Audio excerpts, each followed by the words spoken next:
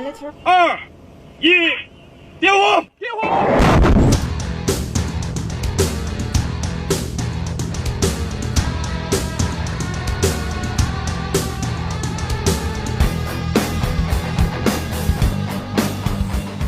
Mati-matian perkuat militernya. Jika China kalah dengan perang masa depan, maka Tiongkok benar-benar akan hancur sampai ke akarnya. Mengapa? Belakangan, banyak konflik terjadi di beberapa belahan dunia yang melibatkan beberapa negara termasuk China. Di Laut China Selatan, China harus menghadapi beberapa negara yang menentang klaimnya atas perairan yang disengketakan tersebut. Di Lembah Galwan, China berhadapan dengan India yang berkonflik atas perbatasan tersebut. Bahkan banyak pihak yang khawatir jika konflik-konflik besar yang melibatkan China tersebut akan memicu perang besar atau bahkan perang dunia ketiga. Namun apa yang terjadi jika China terlibat dalam konflik kekuatan besar dan kalah? Akankah kendali patroli komunis China atas masyarakat bertahan setelah kekalahan yang mengerikan? Hal ini kemudian diuraikan oleh John Colbert dalam artikel yang berjudul If China Loses a Future War, Entropy Could Be Imminent yang terbit di Defense News pada tanggal 17 September 2020 lalu. Tentara Pembebasan Rakyat atau PLA terakhir kali berperang dalam skala besar selama invasi Vietnam pada tahun 79 yang merupakan operasi yang gagal untuk menghukum Vietnam karena menggulingkan rezim Khmer Merah Kamboja. Sejak tahun 79, PLA telah terlibat dalam penembakan Vietnam pada berbagai kesempatan dan terlibat dalam pertempuran perbatasan lainnya, tetapi tidak berperang dalam skala penuh.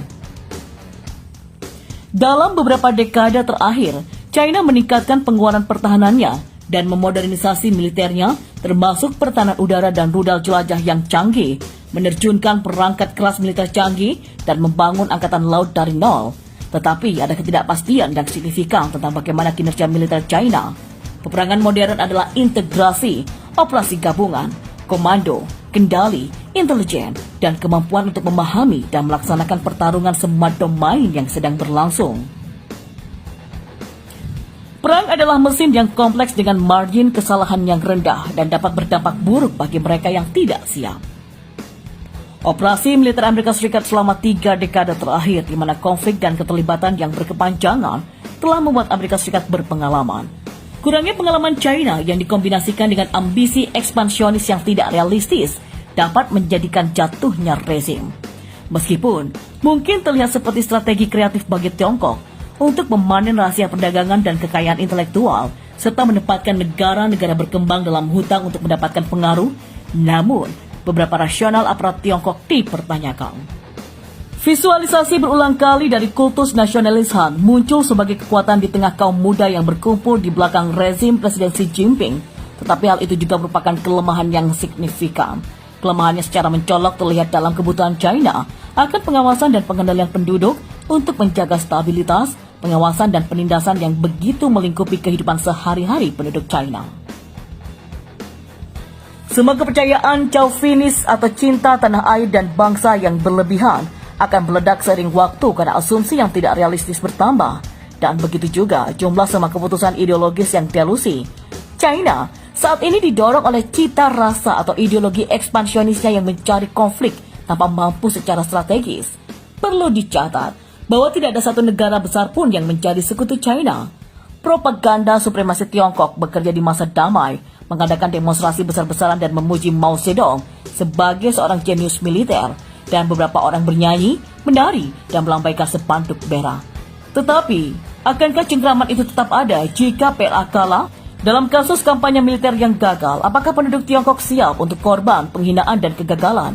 Akankah cengkraman otoriter dengan pengenalan wajah, informan, pengawasan digital, dan pasukan yang terutama berfungsi selama masa damai sebagai kekuatan untuk mengendalikan kerumunan, bertahan dari kekalahan yang menghancurkan? Jika rezim kehilangan cengkramannya, maka massa bisa mengeluarkan kemarahan setelah penindasan selama beberapa dekade. Sebuah negara sebesar China dengan sejarah perpecahan dan perang saudara, dan yang memiliki populasi yang beragam dan perbedaan sosial ekonomi, dapat dilempar ke dalam balkanisasi setelah kekalahan. Di masa lalu, Tiongkok telah mengalami fragmentasi internal yang lama dan pemerintahan pusat yang lemah. Amerika Serikat bereaksi berbeda terhadap kegagalan. Amerika Serikat adalah negara yang jauh lebih tangguh daripada yang diduga. Tetapi akan tetap ada perpustakaan kepresidenan atas namanya, tidak ada revolusi. Ada asumsi yang masih melekat dalam debat publik saat ini bahwa China punya tangan yang kuat, kecerdasan buatan yang canggih, dan teknologi terbaru, dan bahwa China adalah negara adidaya yang mampu berada di mana-mana. Namun cobalah lihat fakta-fakta berikut. Selama dekade terakhir, negara-negara di kawasan Indo-Pasifik yang berupaya menghalangi perluasan kendali, pengaruh, dan juga dominasi China semakin menjalin hubungan yang lebih kuat. Skala strategis berpihak pada negara-negara demokrasi. Jika China yang masih didorong oleh ideologi mengejar konflik dalam skala besar, maka kemungkinan hal itu adalah akhir dari kediktatoran komunis. Ketegangan di Laut Natuna Utara kembali terjadi. China dan Filipina saling lempar ancaman. Manila dikabarkan sangat marah dengan ancaman yang dilemparkan oleh China. Negeri bambu itu mengancam akan menembak kapal asing manapun yang memasuki wilayahnya di Laut Natuna Utara.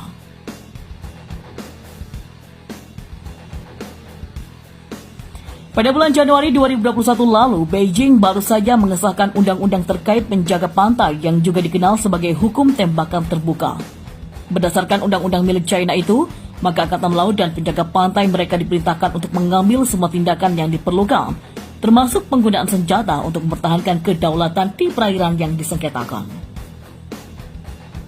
Hal ini memicu kemarahan dari pemerintah Filipina yang telah berjanji untuk membalas meningkatkan prospek perang habis-habisan di perairan.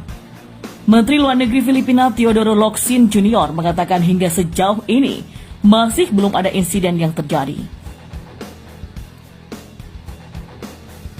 Pernyataan itu muncul setelah mengeluarkan protes diplomatik formal terhadap apa yang disebutnya sebagai ancaman perang secara lisan.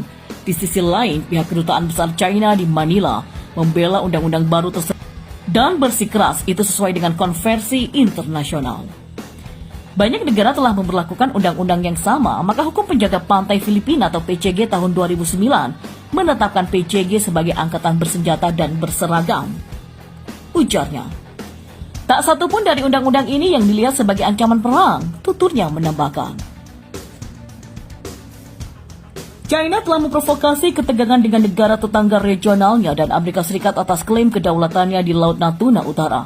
Republik Rakyat China mengatakan bahwa seluruh jalur air sampai ke pantai Filipina, Malaysia, dan Taiwan adalah miliknya.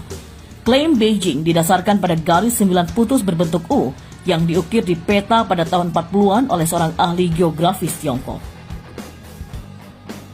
Pada tahun 2016, Pengadilan Arbitrase Internasional menolak klaim teritorial China. Angkatan Laut Amerika Serikat pun bersama sekutunya sering melakukan patroli kebebasan navigasi di wilayah tersebut yang menurut Beijing sangat provokatif.